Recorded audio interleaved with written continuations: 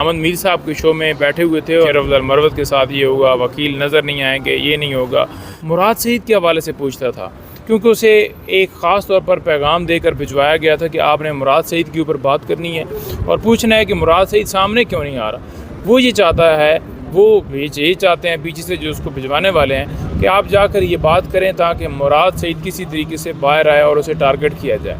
تو یہی بات اس پروگرام کے اندر میں نے کی، میں نے کہا اسے بھجوایا گیا ہے یہ سوال دے کر، اور یہ خود جو ہے دو طرف کھیلنے والا بندہ ہے۔ اگر یہ حلف دے دے پروگرام کے اندر تو میں جو ہے کہوں گا کہ میں واقعی میں غلط تھا، اور اگر میں حلف دے دوں تو پھر میں دے دوں اور یہ نہ دے تو یہ جھوٹ ہے۔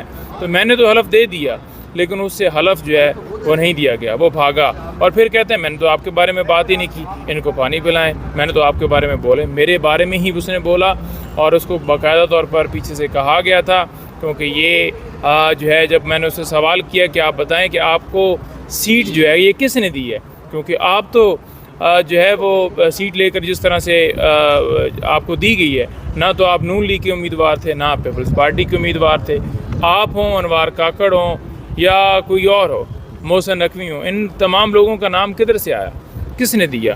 تو آپ یہی بتا دیں، کم سے کم اتنا ہی سوال کا جواب دیں۔ تو وہ بھی ان کے پاس نہیں تھا، وہ نہیں دے سکے۔ اور 9 مئی کہتے ہیں جی 9 مئی ہے، 9 مئی ہے، 9 مئی، ان سے جو سوال کرو نا تو یہ اس کا جواب جو ہے 9 مئی میں دیتے ہیں، کیونکہ یہ جھوٹے لوگ ہیں، یہ مکار لوگ ہیں۔ اور توہین عدالت کی کارروائی آج وہاں پر توہین عدالت کی کارروائی کے لیے جو ہے سماعت ہے سپریم کورٹ میں، تو اس کے خلاف ہم یہ کہتے ہیں کہ اسے فوراً جو ہے جیل میں بھجوانا چاہیے، کیونکہ ایسے جو ناصور ہیں اور جن کا صرف اور صرف شرارت، سازش اور یہی کرنے کے علاوہ کوئی کام نہیں ہے، تو یہ اب تک کیوں اس گرفت سے باہر ہے؟ اور میں نے یہ بھی کہا کہ آپ کا سپریم کورٹ میں کیس اس لیے ٹیک اپ ہوا کیونکہ آپ کو وہاں سے کلین چٹ دینی تھی۔ اس جو آپ نے کہا کہ ہم جو ہے پگڑیوں کو فٹ بال بنائیں گے، تو وہ تو اپنے موقف کے اوپر قائم ہے، وہ تو کہہ رہا ہے پگڑیاں ہم بنائیں گے، تو لہٰذا اب سپریم کورٹ کے اوپر ثوابدید ہے کہ وہ کیا کرتے ہیں۔ اچھا فیصل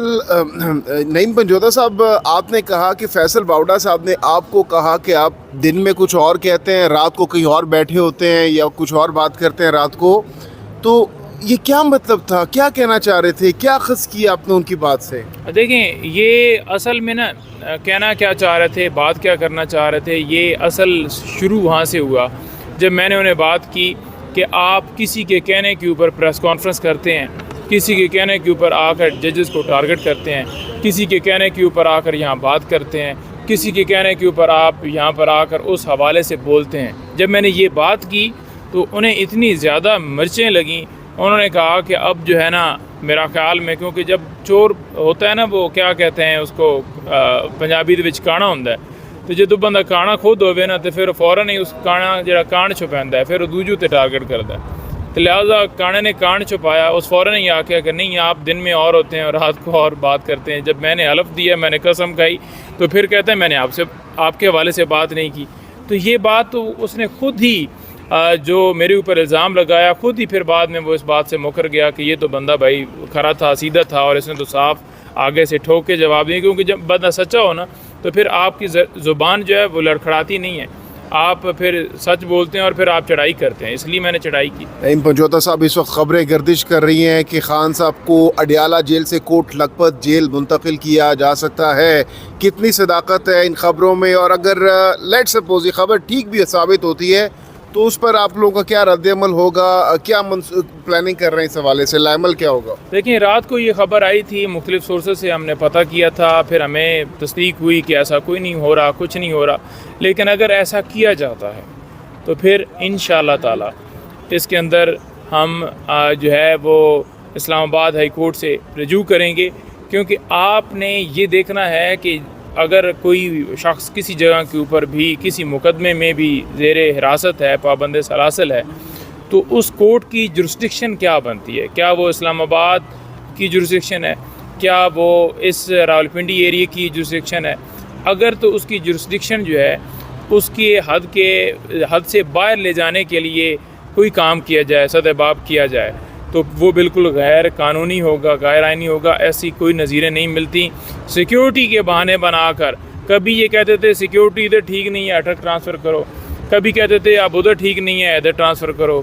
اب ادھر سے ادھر بھجوانے کا مقصد صرف اور صرف یہ ہے کہ کیسز کی سماعت یہاں پر ہوتی ہے اسلام آباد میں, اور یہ چاہتے ہیں کہ لیگل ٹیم کی بھی تھوڑی کم ملاقات ہو, کہ لاہور جانا پڑے, کم لوگوں کی ملاقات ہو, کم پولیٹیکل لوگوں کی, کیونکہ زیادہ سینٹر میں لوگ بیٹھے ہوتے ہیں اسلام آباد میں.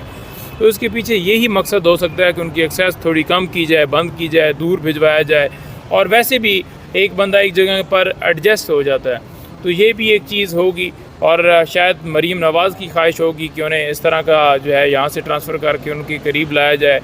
تو لہٰذا میں تو یہی کہوں گا کہ اس وقت جو ہے دیکھتے ہیں کہ کیا کرتے ہیں. فی الحال تو ایسی کوئی صداقت نہیں آئی سامنے, لیکن اگر کچھ ایسا ہوتا ہے تو پھر ہم ضرور لیگل ایکشن لیں گے. احتجاج کے حوالے سے کیا نیکسٹ پلاننگ آپ لوگوں کی؟ کیونکہ خان صاحب آپ لاسٹ انٹرویو میں کہہ چکے تھے میرے ساتھ کہ خان صاحب نے ڈائریکشن دے دی ہیں لاحمل بنانے کی, احتجاج کے حوالے سے تیاریاں شروع کرنے کی. جون کا مہینہ سٹارٹ ہو چکا ہے, گرمی بہت زیادہ ہے پنڈی اسلام آباد میں, اوور آل پنجاب میں. تو کس طریقے سے لوگوں کو نکالیں گے, کیونکہ دن بدن یہ چیزیں طول پکڑتی جا رہی ہیں؟ دیکھیں دو چیزیں ہیں نا. ایک چیز ہوتی ہے جی کہ فار ایگزامپل جی اگر آپ کا لیڈر کال دے یا نہ دے, ہمیں خود پتہ ہے کہ ہمیں نکلنا ہے. فرسٹ آف آل تو یہ چیز ہوگی کہ ہم نے خود نکلنا ہے, اور اس کے اوپر موقع بھی کلیئر ہونا چاہیے کہ جس وقت بھی کال آئے لیڈرشپ کی طرف سے, پی ٹی آئی کی طرف سے, اس وقت نکلیں. لیکن ساتھ میں یہ بھی ضرور ایڈ کروں گا کہ خان صاحب نے جب ریسنٹ ہماری ملاقات ہوئی تھی تو انہوں نے کہا تھا کہ جو پورا پاکستان نکلنے کے حوالے سے ایک کال ہوگی نا کہ آپ سڑکوں پر نکل آئیں, اسمبلیاں بند کریں, تو وہ میں کال دوں گا. اور انہوں نے کہا تھا کہ آپ جلسوں کا شیڈول جو ہے الائنس کے ساتھ اناؤنس کریں, شیڈول جو ہے بھجوایا جائے. تو ڈیفینیٹلی وہ شیڈول جو ہے الائنس کے ساتھ ڈسکشن اور سارا معاملہ کر کے اور پارٹی بھجوائے گی خان صاحب کو, اور پھر اس کے اوپر وہ انہیں بتائیں گے. لیکن تیسرا جو ہے جو ورکر کنونشنز ہیں وہ اگر آپ دیکھیں تو پنجاب کے اندر ہم نے سٹارٹ کر دی ہیں. پہلا آئی تھنک سو 9 کو ہوگا, 15 تاریخ کو ہم سرگودا میں ورکر کنونشن میں ہو گیا جلسہ. جی 15 کو ہم سرگودا میں ورکر کنونشن کرنے جا رہے ہیں. آپ تمام لوگوں کو بھی دعوت ہے, اور میں آپ کی توسط سے یہ سب سے کہنا چاہتا ہوں کہ آپ بھرپور شرکت کریں. دفعہ 144 لگا دی گئی ہے وہاں پر, لیکن دفعہ 144 کیا 148 بھی لگا دینا, ورکر کنونشن ہم نے کرنا ہی کرنا ہے, اور ڈنکے کی چوٹ پر کرنا ہے, اور انشاءاللہ کرنا ہے. جو مرضی آپ کر لیں, آپ اغوا کرنا ہے, گرفتار کرنا ہے, اٹھانا ہے, گولی مارنی ہے, جو کرنا ہے آپ نے کر لیں. دفعہ 144 کی جگہ پہ دفعہ 800 لگا دیں. لیکن اب سرگودا میں ورکر کنونشن ہوگا, اور ہم نے ڈیٹ اناؤنس کی ہے, اور انشاءاللہ تعالی ہم کریں گے. اور پنجاب میں دیگر جدھر ورکر کنونشن کے حوالے سے شیڈول آیا ہے انشاءاللہ تعالی ہم وہاں پر کریں گے. حماد اظہر صاحب نے یہ شیڈول جاری کیا تھا, اور اسی طرح سے کے پی میں انشاءاللہ تعالی تمام جگہوں پر جلسے ہوں گے, باقی صوبوں میں بھی ہوں گے, احتجاج بھی جاری ہیں, اور جو بڑی کال ہے وہ خان صاحب کی کال کا انتظار. بہت بہت شکریہ, تھینک یو. دیکھیں پہلی بات تو یہ ہے نا کہ فیصل واڈا جو ہے نا ان کو خاص طور پر لایا جاتا ہے کہ آپ جا کر یہ آج آپ نے بیان دینا ہے, یہ آپ نے بات کرنی ہے. دو ان کے ٹارگٹس تھے, ایک وکلاء کو ٹارگٹ کرنا, جیسے آپ نے دیکھا کہ اس سے پہلے وہ حامد میر صاحب کے شو میں بیٹھ